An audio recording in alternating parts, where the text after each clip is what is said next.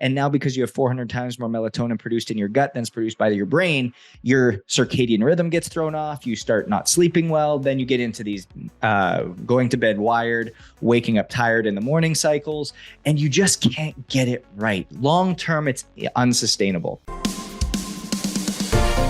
This is the Own It Show, where we tell stories of how everyday people made ownership theirs.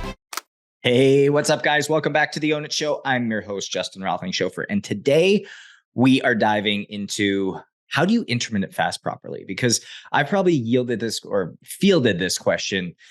Gosh, it's got to be close to 15, 20 times a week that people are asking me, how do I intermittent fast? I started intermittent fasting. How do I continue to keep going on this? And I want to really shed some truth on this and shed some light on this. And what does it look like to live a life by design that's based upon, again, what your body's requiring? And how do we do something more sustainably? And why do people start intermittent fasting, see all these results, and then at the end of the day, it's not sustainable? So we're going to shed light on that. If this is your first time at the Own It Show, welcome. There's close to 250 episodes that are in the backlog. Be sure to go check them out. Like them, share them. If there's something that resonates with you, if there's something that impacts you and changes your life, please share it with another person. Leave a review, write a comment, click those 5-star buttons so that we can reach more people. And at the end of the day, I hope that this just resonates with you and serves you in some way, shape, or form. But today we're diving into how to intermittent fast. Now, a lot of people will have these different, again, they say never talk about politics or nutrition at the holiday table, because you're going to be in some type of misalignment, argument, whatever it might be, with somebody. And I want to arm you with some information that's going to really make you the talk of the party when you come into holiday time and ultimately just in your own life. How do we implement this? So what you might have heard from intermittent fasting is that there's a 12-12 modality, there's a 14-10, there's a 16-8, or there's an 18-6. You could even do a 20/4 or a 22/2. It's completely up to you in terms of how intermittent you want your fast. Now, the funny thing about it is there is no one protocol that's best or that works best, because it all has to do with calorical balance. Are you taking in more calories than you're expending?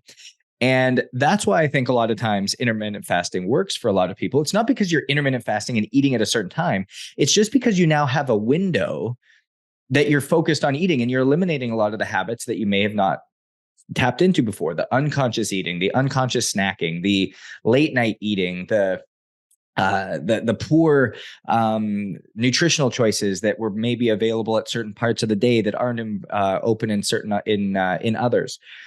And so what I've seen habitually start to happen is that people go, okay, I'm going to go on a 16-8 protocol, basically meaning that you're not going to eat for 16 hours and you're going to eat for 8.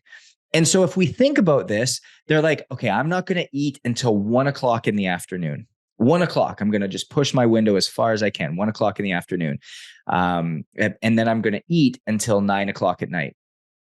Awesome. Why do we see an issue with that? Well, number one is they're not going to be eating when their body actually needs energy, which is throughout the day. So you haven't eaten breakfast. Now you haven't eaten lunch. You've been expected to be mentally clear, mentally focused, energized, energetic to get your workout in, all of these things, but yet you haven't given it any energy. And then you're continuing to expect yourself to be mentally clear, energetic, and focused throughout the rest of the day. Number two is you've now not eaten at any of these times, and now you all of a sudden open up the floodgates and you're going to overeat in the way you typically should. And you're going to end up eating late into the evening, right up until 9 o'clock, when you're maybe going to bed at 10 or 11 o'clock at night. And now because you have 400 times more melatonin produced in your gut than is produced by your brain, your circadian rhythm gets thrown off. You start not sleeping well. Then you get into these going to bed wired, waking up tired in the morning cycles, and you just can't get it right. Long term, it's unsustainable. That can happen at any of these rhythms. It can happen at the 12-12. It can happen at the 14-10. It can happen at the 16-8. It can happen at the 18-6. It doesn't matter how long your fast is. My goal for you is to make sure that we can optimize your energy level throughout the day while also establishing an eating window that's powerful based upon how your body is designed and structured. And so why I want you to talk about this intermittent fast in a very purposeful and intentional way is such. We're going to incorporate what I talk about in the 3-2-1 rule and how do you optimize sleep at night, and the 3-2-1 rule of how you wake up powerfully in the morning. Okay. And if we can optimize this, then all of a sudden you now have a default, a built by design intermittent fast based upon your lifestyle and what you need. So I'm going to give you the example for me, and then I want you to do the same thing for you. So the 3-2-1 rule at night is we figure out what's our typical sleep time. So I go to bed and I'm sleeping almost 95% of the time at 10 p.m. at night. So 3 hours prior to bedtime, I want to eliminate any major meals or any type of major food coming into my body. That doesn't mean that I might not have a protein shake or I might not have an apple or something like that. But any type of major meal, any type of major snack, any type of major anything is eliminated from my system at 7 p.m. at night. So between 7 and 10, almost nothing going into my body unless it's liquid, really is kind of the rule that I have. So at 7 p.m. at night, that's my shut off window. The other 3-2-1 rule for sleeping is 3 hours before bed, no more food. 2 hours before bed, no more deep thinking, no more work that's going to cause you to think, no more office work, school work, planning, anything like that. And then 1 hour before bed, no more blue light. So you're eliminating all devices. And during that last hour, you're going to be focused heavily on establishing some type of night routine that's going to prepare you for bedtime. So 7 p.m. at night, that's my cutoff. What I talk about in the morning is 3 hours after you wake up, you wait to start eating. What are you doing for those first 3 hours? You're probably exercising. You're getting properly hydrated. You're getting your salt intake. You're getting sunshine. You're getting your feet on the ground. You're doing some type of breath work, some type of meditation. You're getting yourself prepared for the day. You're getting yourself woken up naturally.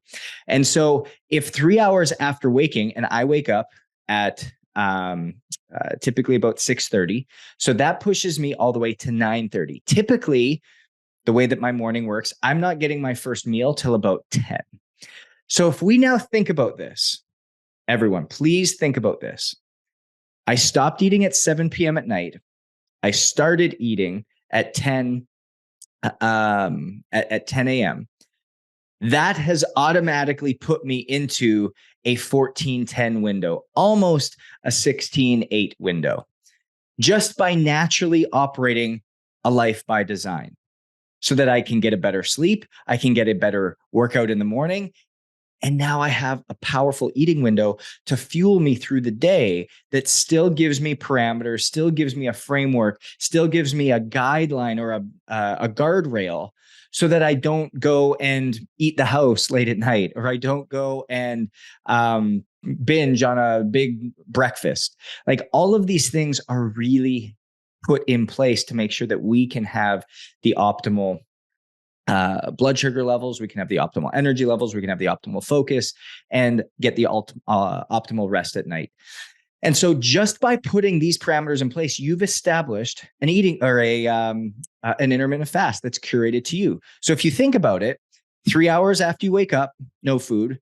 3 hours before you go to bed, no food. And then you're sleeping for somewhere between 7 and 8 hours at night. You already have a 14-hour fasting window. That's a 14-10 without even pushing it, without even trying. There's some days that I'm not eating till 11. There's some days that Elise and I are going for date night at 6. So all of these things are shifting in a very specific eating window that's created and optimized by us and by my body. And so that's what I want you to think about, is not eating and fasting is a stressor on our body. There's certain seasons where adding another stressor isn't optimal. It's not going to get us to where we need to be. So we need to figure out, how do we make it work for what our body needs, the season we're in, and how do we do that? 3 hours before bed, no food. 3 hours after we wake up, no food. And then let's make sure that we're getting our 7 to 8 hours at night of sleep. And if you add all that up, there's your intermittent fast window. And that's how you set it up. There is no one protocol that's best. There is no ideal. It all has to do with you. And at the end of the day, we know that health is an N of one solution because you're an individual. Your body, what your body needs is different than mine, is different than every other listener. So let's figure out how we put that in place for us so that we can do something sustainably, we can do something effectively, and we can do something for a long period of time that works.